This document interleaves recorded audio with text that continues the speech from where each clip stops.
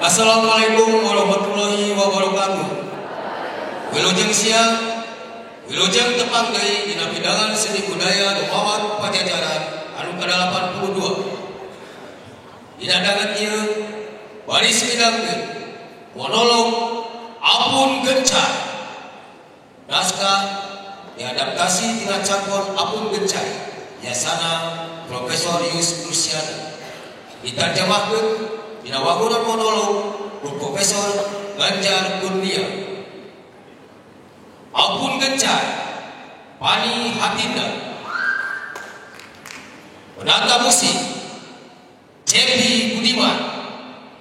Penata artistik Hadi Akais. Konsultan make up jeung artistik Dedi Warsana. Stage manager Rangga Rahadian. Penata kostum Ai Kora Liati. Sutradara Asep Supriyata. Bidangan ieu biasana Pusat Digitalisasi dan Pengembangan Budaya Sunda Universitas Pajajaran. Dirojoku Bank BJB, Bank BNI, Bank Mandiri Syariah, Kasapa, Forum Pembaruan Kebangsaan. Hadirin sadaya, monolog Apun Gencai, wilujeng Yakseni.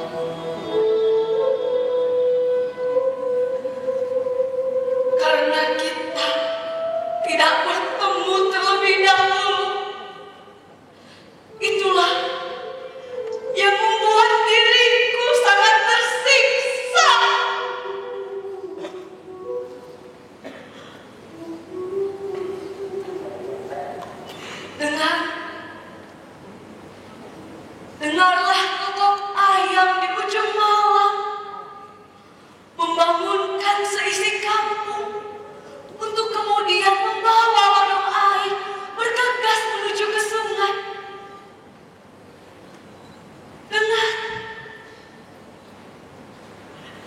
Dengarlah kelak tawa dan celoteh dari mereka yang akan pergi ke rumah.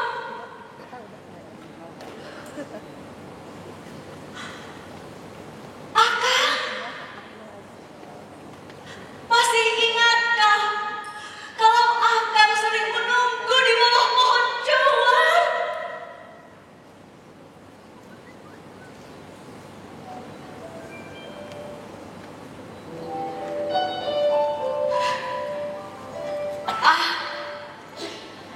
Hanyalah kenangan indah yang tidak akan terlupakan, tapi tak akan terulang kembali. Walaupun ayam terus berkokok, tapi Apun tidak akan pernah lagi mencuci rambut di tepian. Walaupun orang-orang ramai pergi ke rumah sambil bersenda-gurau, tapi kita tidak akan pernah bertemu lagi di keringanan pohon juar.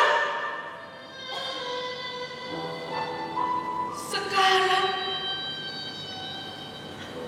mentari sudah muncul lagi di ufuk timur.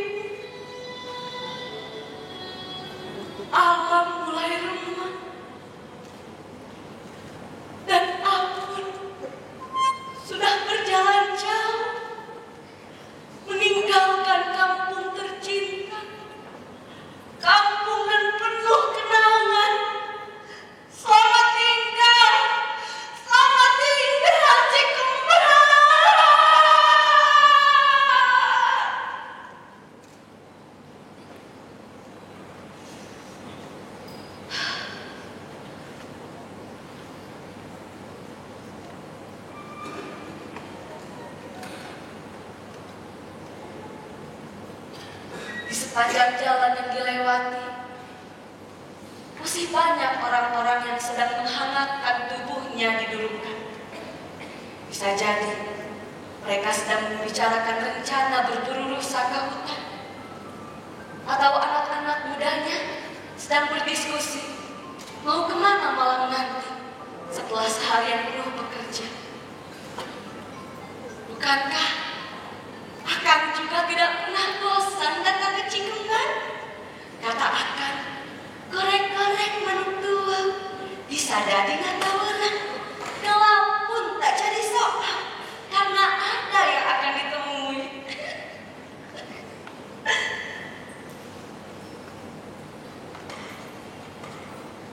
Lihatlah, anak-anak itu mulai pingsut dari kehangatan dulukan. Mereka seperti keherangan melihat sesuatu yang dianggap langka. Jamana, Jamana, woi, itu ayah Jamana, kata mereka saling berteriak memberitahu teman-temannya. Namun setelah mendekat, anak-anak itu seperti takut, mundur perlahan dan sedikit menjauh.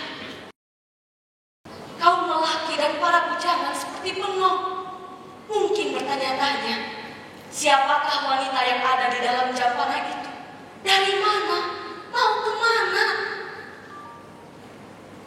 Walau sering helaran, bisa jadi mereka tidak ada yang tahu kalau itu adalah Apun, Mojang Cikembar. Kalau Akang sudah tentu tidak akan merasa samar, apalagi hari sudah semakin terang. Bukankah dikala gelap sekalipun Akang tidak pernah merasa telinglak?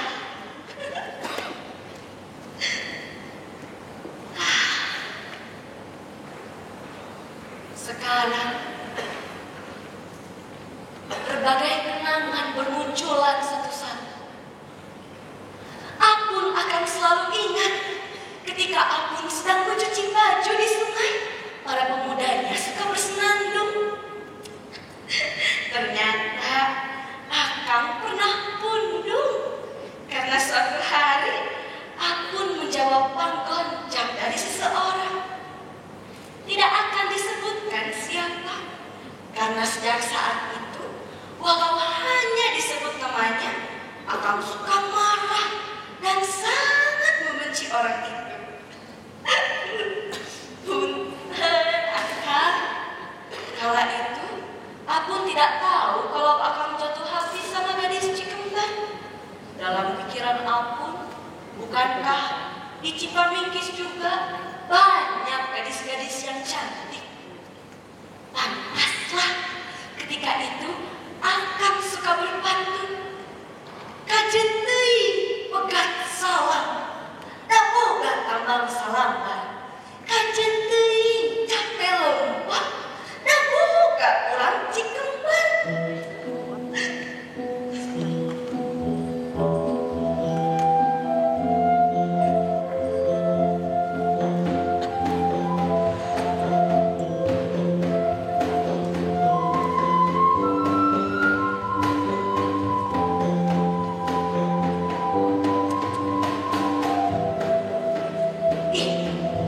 Biasa Akang, kalau sudah begitu teh, tentu Akang kembang we rajin gandola, ngaroyong ka jajalanan, lamun nya arek pelak, moal inggis pidunungan.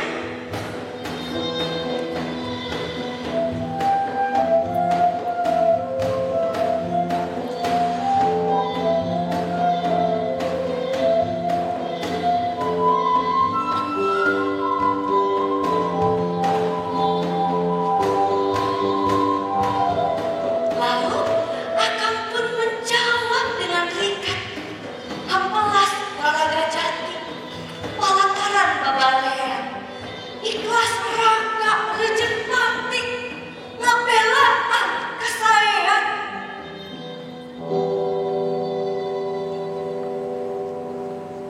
Namun, apakah betul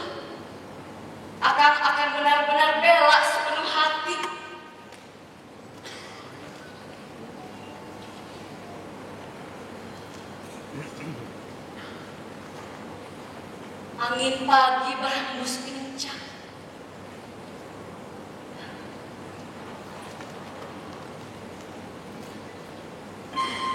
Lihatlah, kerembung ini seperti sedang melambai. Bukan karena hembusan angin. Mungkin kerembung ini seperti sedang ngabupayan kepada yang memberinya. Masa akan lupa?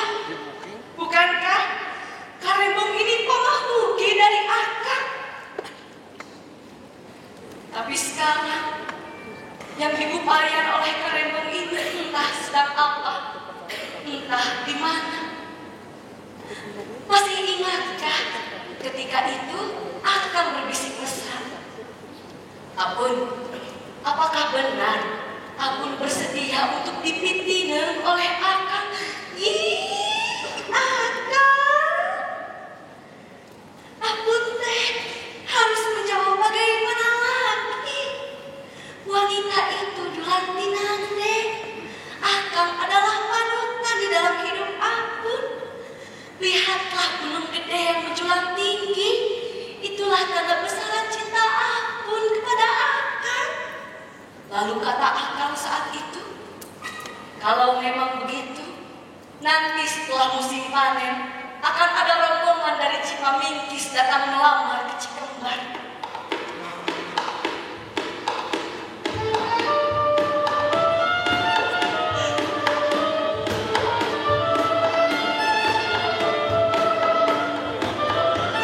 Musim panen pun tiba. Betapa indahnya padi yang menguning. Bagai penari, padi bergoyang indah di tepa angin. Mereka yang sedang panen pun bersukaria.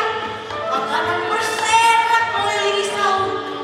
Padi diangkut, ditumpuk, menggunung.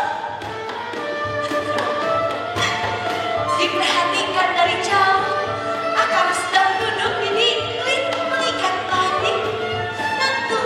Tentu akang sangat gembira apabila Apun datang mengirim makanan dan menemani akang untuk makan bersama sambil bercengkrama.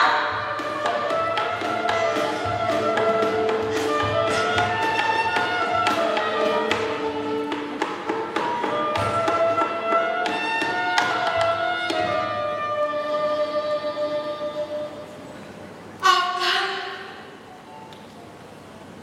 apa yang sudah kita niatkan sepenuh hati ternyata tidak akan jadi kenyataan.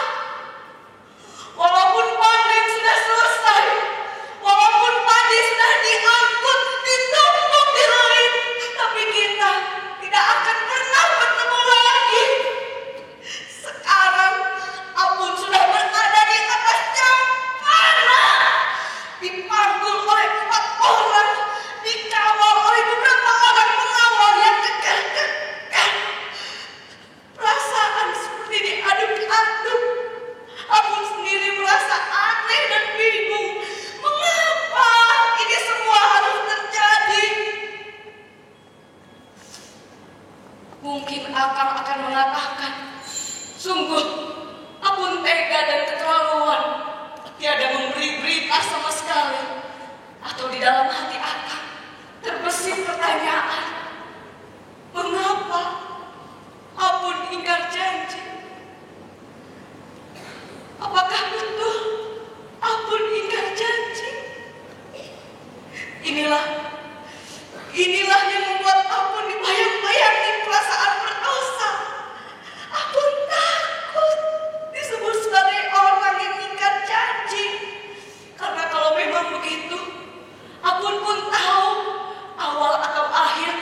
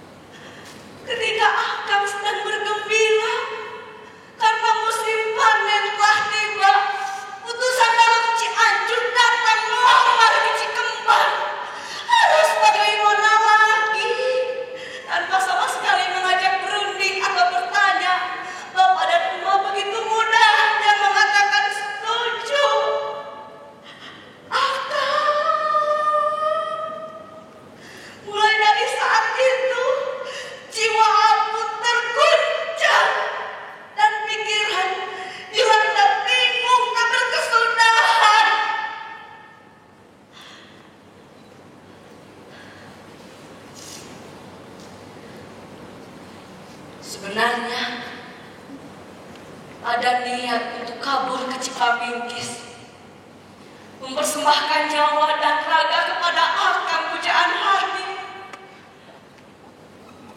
Tapi ketika ingat kepada bapak dan emak yang sudah pada renta, selain takut dosa, tentu mereka akan mendapat celaka bila menolak kehendak dalam. Akang pun pasti terbawa-bawa.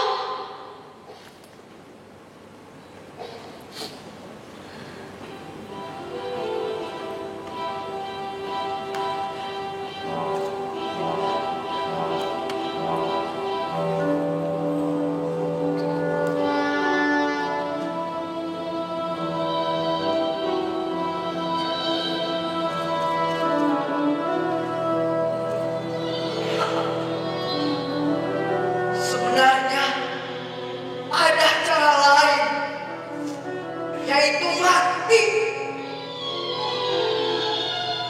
Tapi ketika hendak melakukan bunuh diri, timbul perasaan takut akan murka dari Sang Maha Pencipta.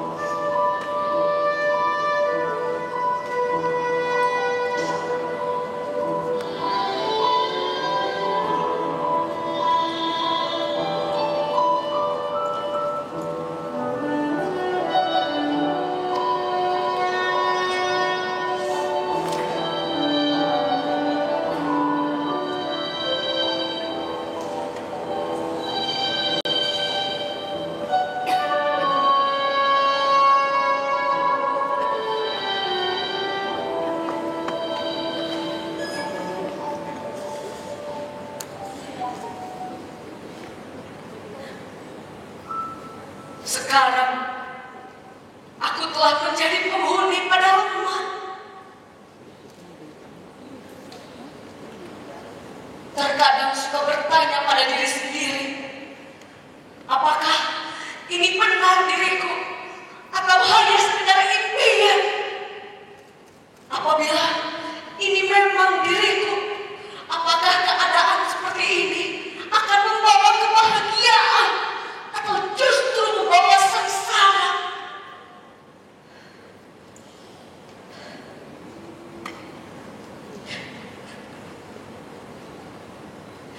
Jawabannya entah, karena aku sendiri masih terus dilanda bingung.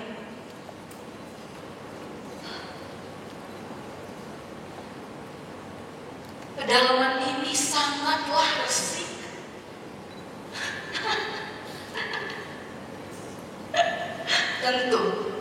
Tentu saja karena ditata, disesuaikan dengan selera tinggi panggung, sehingga mereka yang hidup di dalamnya merasa betah. Baru 1 hari tinggal di sini sudah merasa tidak betah. Sungguh sangat mencemoohkan. Mungkin hal itu karena aku adalah burung liar yang biasa terbang jauh sampai ke hutan. Aku tidak terbiasa hidup di dalam kurung, walaupun kurung emas sebagai kesenangan para nenek.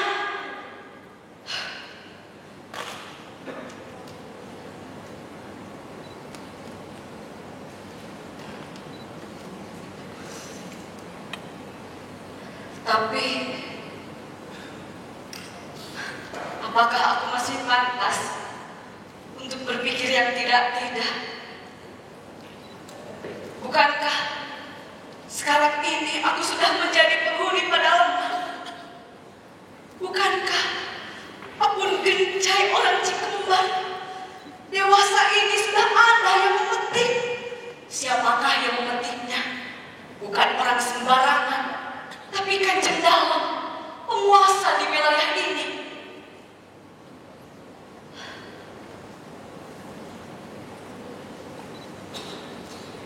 Sore pun datang. Aku menerima beberapa pasang baju. Oh, seperti inilah yang disebut batik sembagi dan lereng liman. Aku pun dilayani oleh Indung Rompes penuh hormat. Aneh, kenapa kepadanya serasa seperti kepada ibu sendiri? Mungkin karena aku merasa ada yang menemani dan Indung Rompes pandai menggunakan hati. Indung Rompeslah yang mengajarkan bagaimana aku harus berperilaku, utamanya apabila kedatangan dan bertamu dengan Kanjeng Dalem. Sambil menyisir rambutku, Indung Rompes terus bercerita. Katanya, aku ini cantik sekali. Pantaslah apabila Kanjeng Dalem tergila-gila. Mendengar yang terus-menerus menolongmu, hati ini sedikit demi sedikit mulai berubah. Walaupun masih serasa mimpi antara percaya dan tidak percaya. Walaupun aku hanya berkedudukan sebagai soler, sekarang ini aku punya suami. Artinya aku pun punya maru, yaitu Garwa Parmi, istri Kanjeng Dalem. Indung Rompes tidak pernah berhenti memuji. Aduh, anakku, tubuhmu betapa indahnya. Tubuh yang seperti inilah anakku, yang suka menjadi kasedep para menak. Pantaslah apabila Kanjeng Dalem tergila-gila. Itu kebaya jangan dibiarkan kedodoran. Kencangkanlah pada bagian dada. Tidak perlu ada lagi yang ditutup-tutupi, karena sekarang sudah jadi milik yang punya. Kulit enden, kuning langsat, dan sangat halus. Tidak disangka apabila di Cikembar ada bintang yang sangat gemerlap.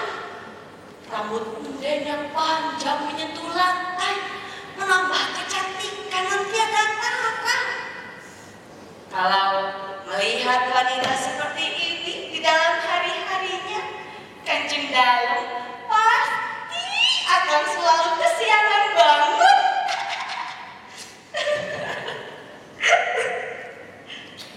Kepada Indung Rompes, aku langsung merasa dekat, sampai-sampai menanyakan perihal Raden Ayu. Anden, kalau mau tahu, Raden Ayu itu berasal dari Batuwangi. Beliau adalah anak nenek dari wilayah Sukapura. Kanjeng Dalem sendiri pada awalnya seperti yang enggan mencari jodoh, bahkan seperti yang tidak ingin membangun rumah tangga.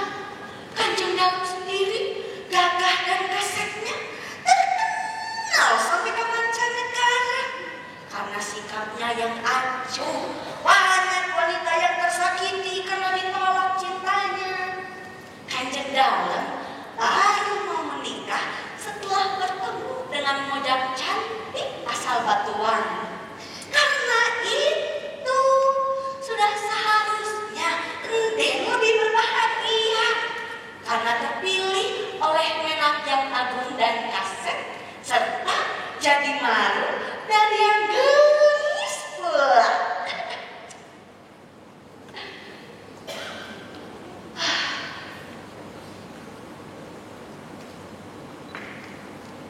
Pelan tapi pasti, di dalam hati, semakin ada rasa penasaran, ingin menunjukkan kecantikan.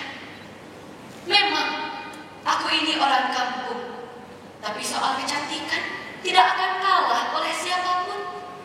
Buktinya, Kanjeng Dalem memilih aku. Padahal dari sisi kecantikan, Galwa Padmi kurang apa lagi. Aneh, kenapa di dalam hati sering terbesit perasaan seperti itu? Tapi, apakah aku sudah lupa kepada seseorang dari Cipamingkis? Tidak, sama sekali tidak. Bahkan sering datang dalam lamunan. Namun di dalam perasaan, mau bagaimana lagi? Di dalam pikiranku, walaupun usaha sekuat tenaga apapun, pasti tidak akan ada hasilnya. Bagaimana mungkin kita dapat melawan Menang? Apabila pada awalnya keberadaanku di Padalemang seperti di alam mimpi, sekarang menjadi terbalik. Yang seperti di alam mimpi itu adalah masa lalu di Cikembang. Karena kepandaian minum rompes dalam meluluhkannya, hati ini semakin cair. Aku pun mulai berubah, tersepuh oleh suasana Padalemang. Ya, sekarang aku sudah berada di sini. Di sini, di Padalemang. Tidak ada lagi yang mesti aku pikirkan selain membuktikan kalau itu sudah sepantasnya. Gambaran.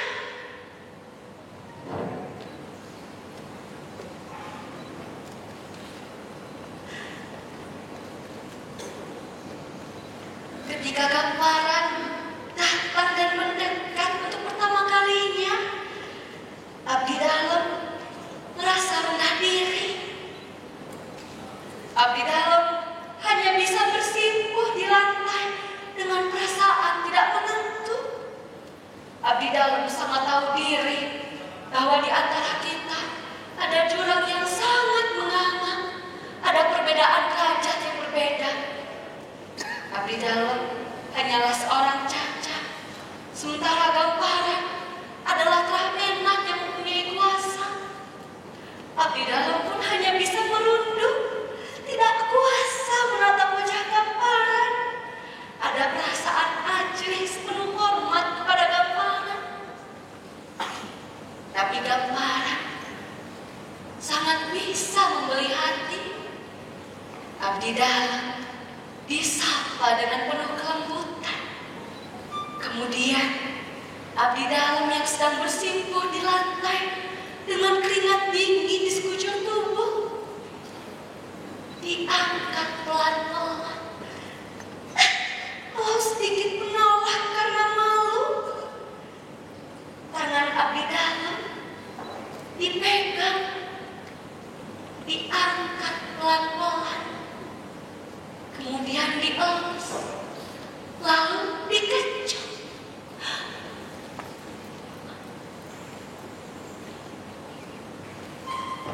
Sungguh, ini adalah pengalaman pertama yang tidak akan dilupakan dalam hidup.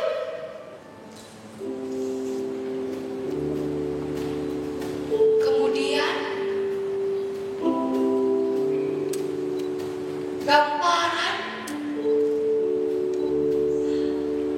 menggendong. Aduh, digendong oleh Gambaran. Betapa mendebarkan. Abdi Dalem gemetar, tidak pernah membayangkan apa yang dilakukan seorang Dalem kepada cacahnya. Abdi Dalem sangat terkejut dan berusaha melepaskan diri dari dalam gendongan. Tapi Abdi Dalem takut Gambaran marah karena seorang cacat berani melawan kehendak dalamnya. Tapi Gamparan dengan suara mesra dan penuh kasih sayang menyebut nama abdi dalam. Genjai, Genjai, apakah engkau tidak kangen kepada diriku? Aduh, kangen. Bagaimana mungkin seorang cacah, orang kampung bau lisung yang baru pertama kali bertemu bisa dan berani untuk kangen kepada Gamparan? Sebagai seorang cacah, yang bisa abdi dalam lakukan hanyalah berbakti kepada Gamparan.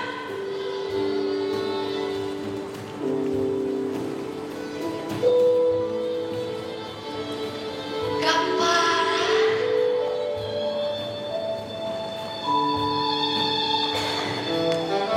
setelah Gamparan seringkali datang mencela, perasaan ajaib itu sedikit demi sedikit mulai berkurang.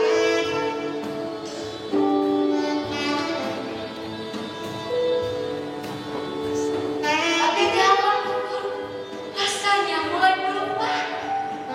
Rasanya semakin dekat.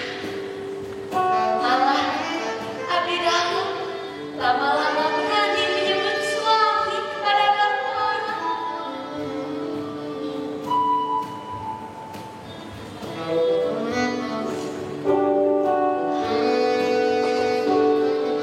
Selama kita berada di Pajuara, sering terbetik di dalam pikiran bahwa Gamparan adalah seorang bupati yang walau sejenak sedang melepaskan baju kebupatiannya. Kalau sudah seperti itu, hubungan antara Gamparan dengan abdi dalam bukanlah lagi hubungan antara seorang dalam dengan abdinya, tapi sepenuhnya adalah hubungan antara laki-laki dan perempuan dewasa.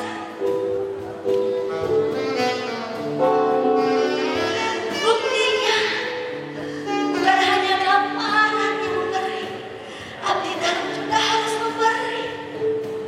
Segala perilaku yang dalam kehidupan sehari-hari ditutup-tutupi. Bukankah pada saat-saat seperti itu semuanya menjadi lancar?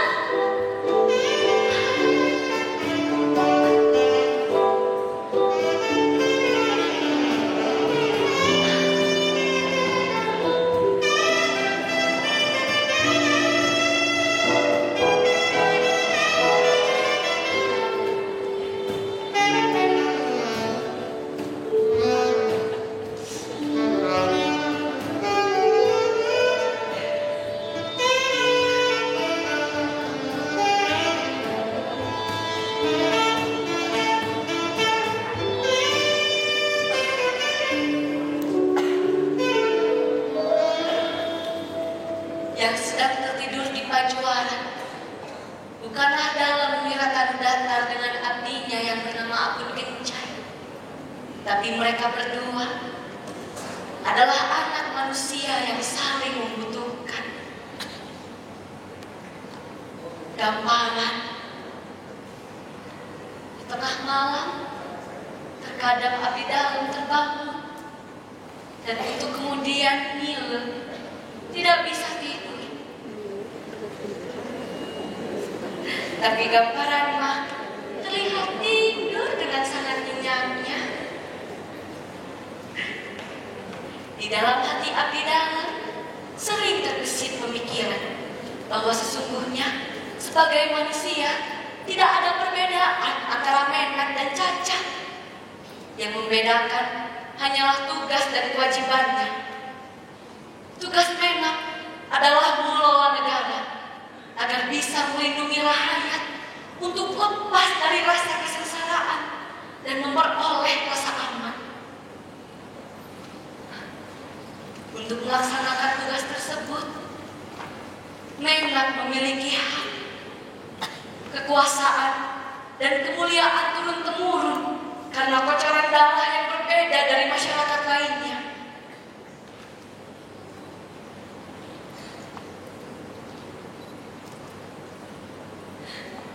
Namun gambaran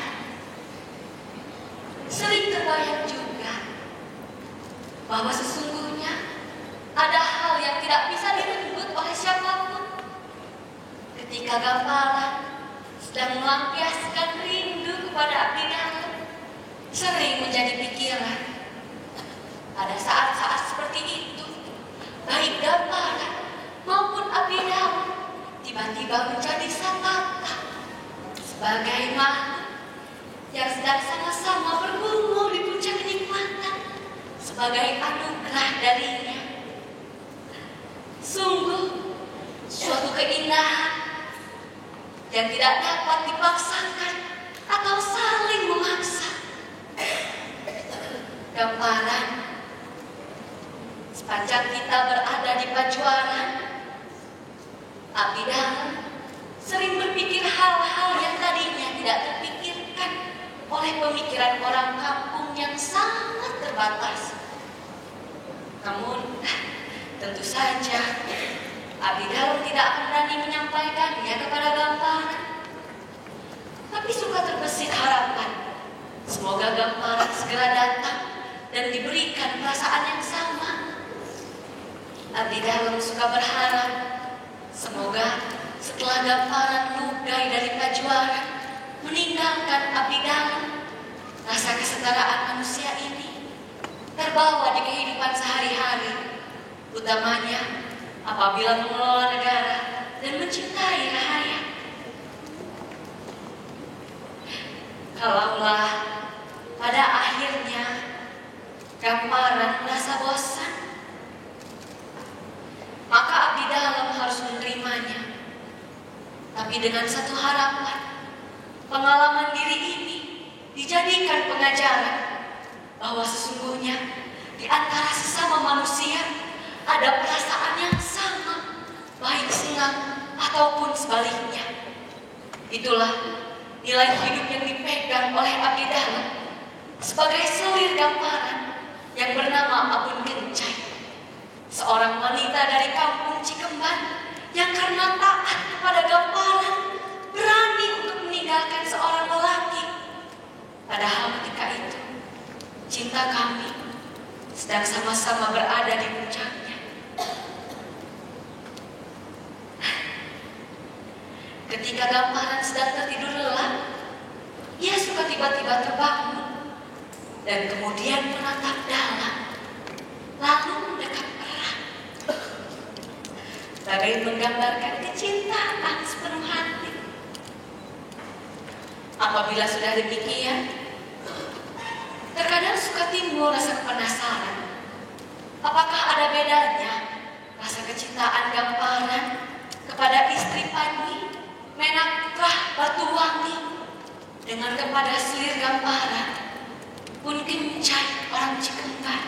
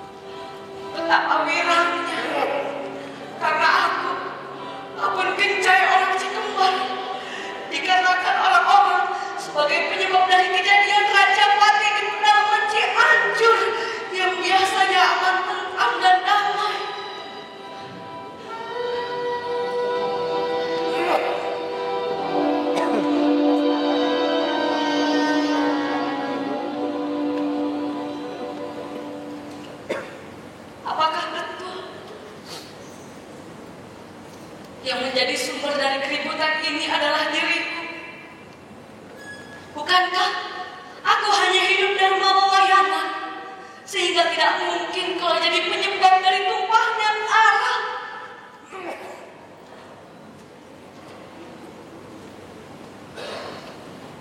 Aku mengunci diri di ruangan penuh kenangan, sementara layar Kanjeng Dalam sedang dirubung-rubung. Kesedihan menyebar, suara tangis memenuhi ruangan. Tadi pagi, ketika Wanci Hadet Moyan Kanjeng Dalam berpulang ke Kelanggengan, Lampung di sebelah kiri sobek ditikam orang. Melihat sekujur tubuh Kanjeng Dalam dipenuhi darah, aku nyaris pingsan. Aduh,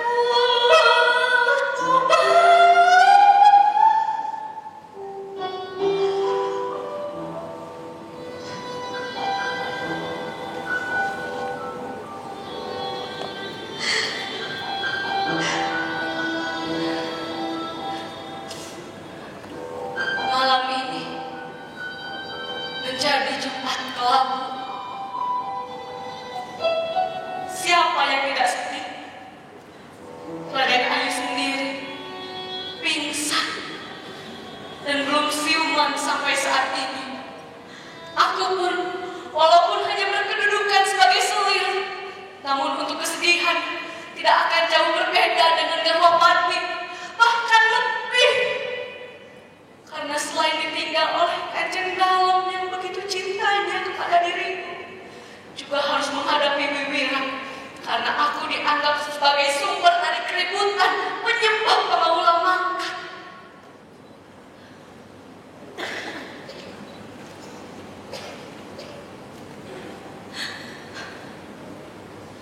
Aku menjadi sorotan dan gunjingan orang-orang. Sedih dan menangis sekalipun mungkin hanya akan menjadi bahan tertawaan, karena sebuah telunjuk-menunjuk kalau aku adalah sumber dari segala sumber mangkatnya Kanjeng Dalam. Pantaslah malam kemarin aku berbeda rasa. Kanjeng Dalam datang seperti biasa, kemudian mendekat.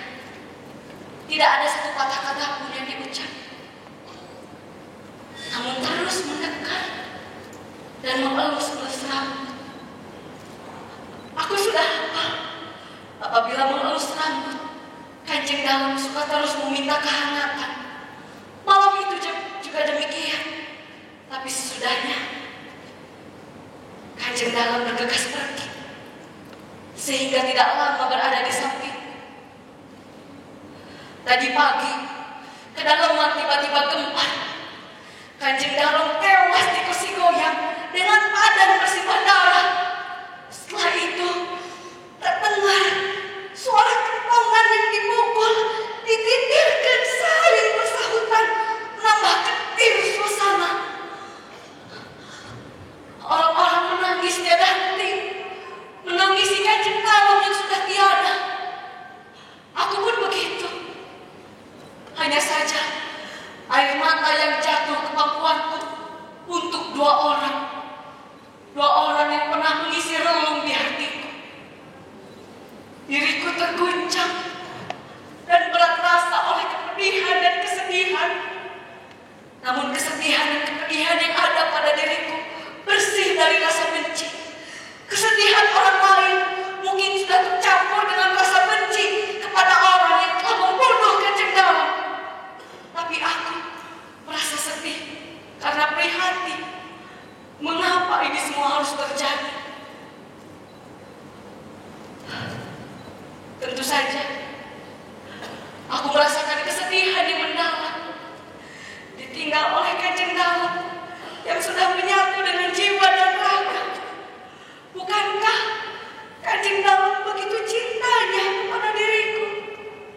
Walaupun aku hanya berkedudukan sebagai selir, bukankah aku sudah disenangkan dan dimuliakan oleh dirinya?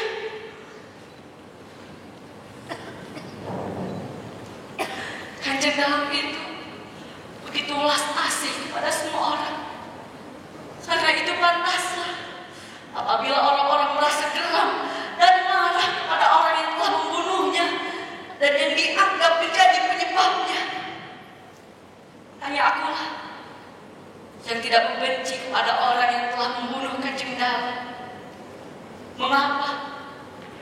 Karena baik yang dibunuh ataupun yang membunuh, dua-duanya adalah orang yang sangat mencintai di dunia dan di akhirat. Aka,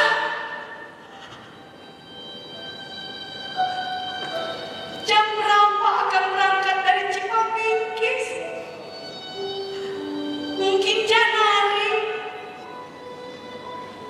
Akan maafkan ampun, karena akan sampai leluasa menjadi pembunuh dengan alasan yang pasti karena diri ampun.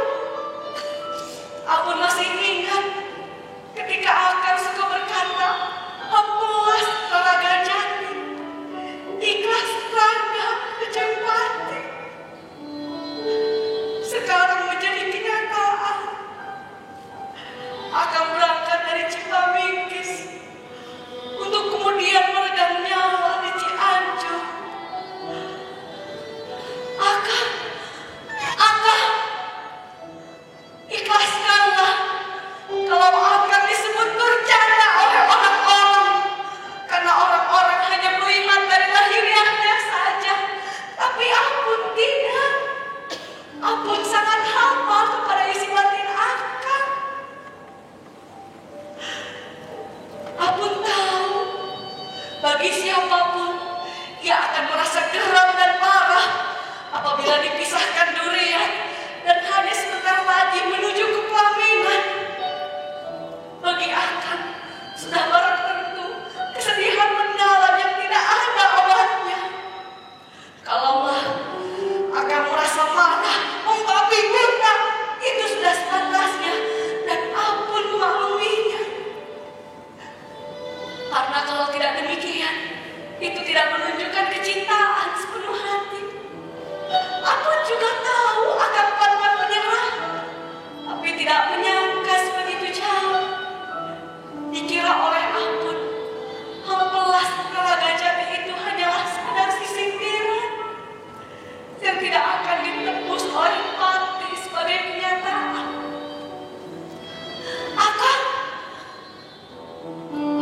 Apakah akan datang ke pedalaman hanya didorong oleh nafsu? Ampun merasa sedih apabila apa yang akan lakukan hanyalah sekedar balas dendam. Tapi ampun percaya kepada akan bahwa itu semua bukan hanya sekedar melampiaskan dendam. Karena kalau memang begitu, biasanya tidak akan menghantarkan tekad menjadi tindakan seperti yang sudah akan lakukan. Ampun juga tahu apa yang akan lakukan adalah bentuk dari tirakat diri.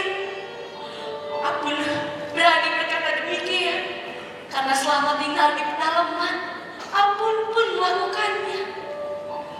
Selama proses tirakat diri tersebut, bisa jadi kita sampai kepada makom yang sama, yaitu makom sebagai sesama kaula yang memendam rasa cinta yang tidak jadi kenyataan.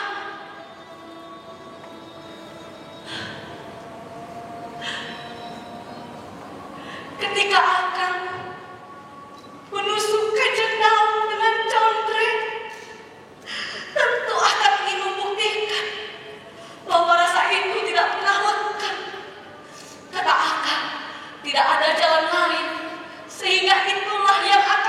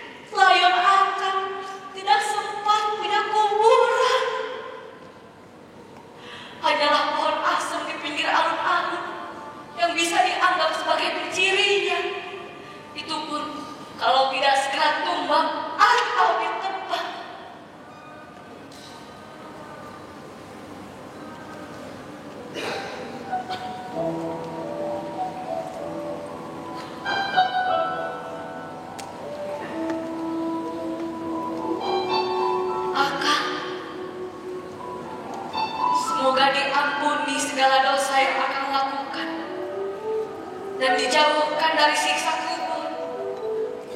Semoga di alam sana akan bertemu lagi dengan Kanjeng dalam kedamaian. Kita semua tahu bahwa di alam kubur semuanya akan menjadi sama, akan satata. Tidak ada lagi panta-panta berdasarkan apapun selain amal dan iman masing-masing.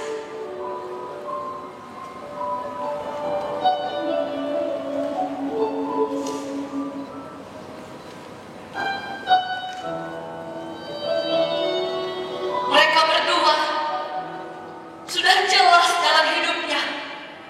Di dunia telah berakhir dan berakhir. Tinggallah aku sendiri. Masih adakah yang harus aku alami? Apalagi? Sebab kini aku tak memiliki kepenasaran apapun. Tak ada lagi yang mesti aku tunggu. Apakah pantas manusia yang telah kehilangan harapan, kehilangan tujuan, tetap saja hidup di dunia? Atau apakah masih ada harapan lainnya yang bisa aku buru dan raih setelah tamat lelakon yang satu ini? Apakah lelakon seterusnya hanya diisi oleh rasa keprihatinan?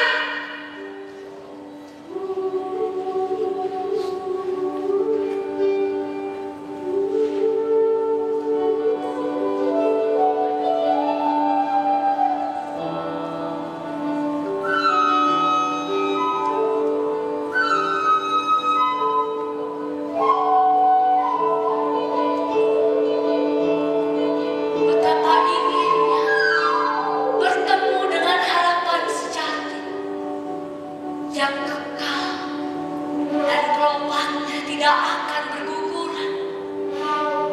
Dan semua itu hanya ada pada Engkau, ya Allah.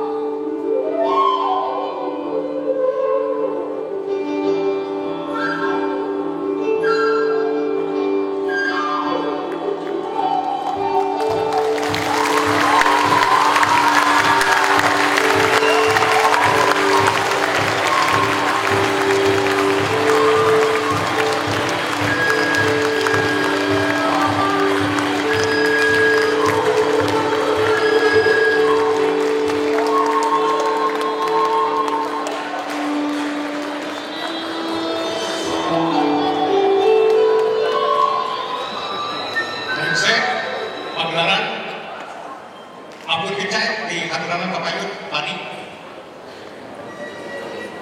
Nek Pani. Sutradara Asep Sugiarto.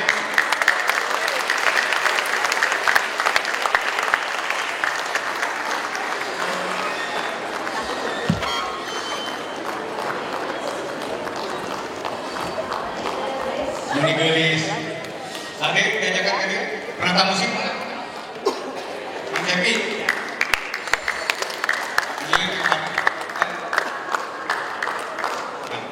Kang Ius di Haturanan.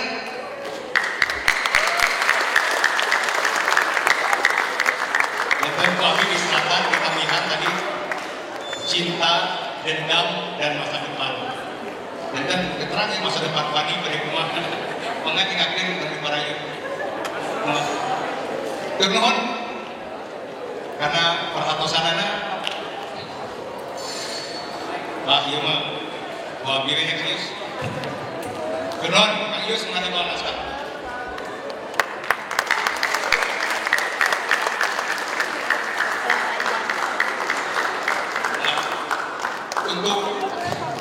Untuk aktris Ibu Rektor Unpad Robrina.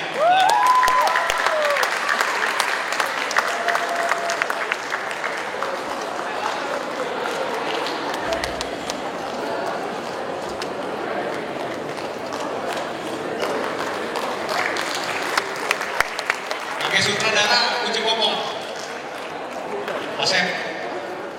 Asep teh guru SMA Negeri Hiji Labuan Ratu. Ngajarna fisika. Dan Asep teh guru fisika, tapi seni dinten sampai sutradara. Ayo keren.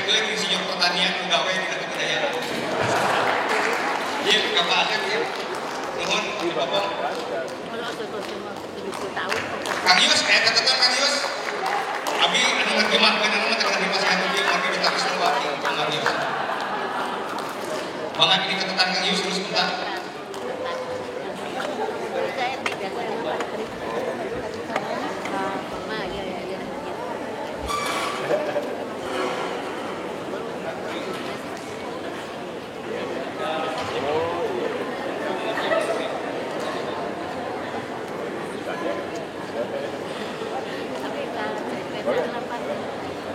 Assalamualaikum warahmatullahi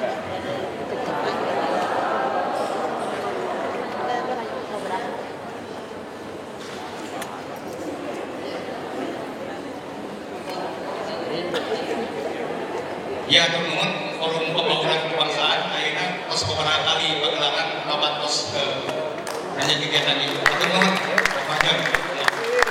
Kang Yus.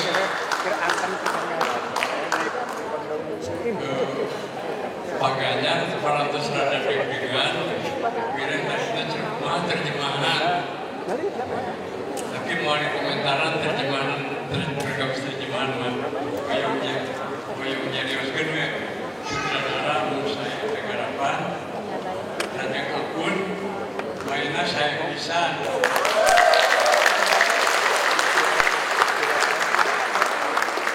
Bakalan saya kami akun mentaskan nyana kita gak pun gejaya yang masih dinari dan masa sudah kemudian ya suasana bentuknya kamu perawasan tapi buatana maka ke biji bangsa bahasa Indonesia biji bangsa bahasa Sunda kemarin itu akun bakaran di besar pentas kita pergi kecapan bahasa Sunda dan sosiologi politik dan kemudian sekorengan kedua itu Boktima gajah di Sadayana itu ada suruh kedutui besar pek paturunkan perawasanana jantan rasukri jadi kasbat-sbat kita cari usted dibuat dengan jajannya dengan papasten jajannya dengan papasten tapi besar dalam persahabat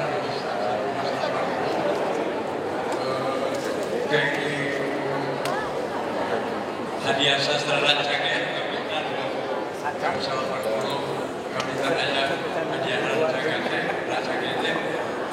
kamu dari jajannya dengan papasten dan yang tadi ada Rahmat Subuhi juga ada nanti pameran kuningan rumah cari usaha atur nuhun kasih. Assalamualaikum. Mohon Kang Yus, mohon Pak Sarena, Pak Ibu Rektor, Pak Jokopong, Pak Ibu Abdullah, sareng Pak Alam, Pak Sadir. Mohon mudah-mudahan kita akan bertemu kembali di kesempatan lain di acara pidangan Balai Umawat yang ke-83. Mohon, wassalamualaikum warahmatullahi wabarakatuh. Panuntung, ini catatan, Fani teh mahasiswa jurusan bahasa Inggris. Panuntung, ayeuna urang dilanjutkeun karena pengumuman juara TTS. Maka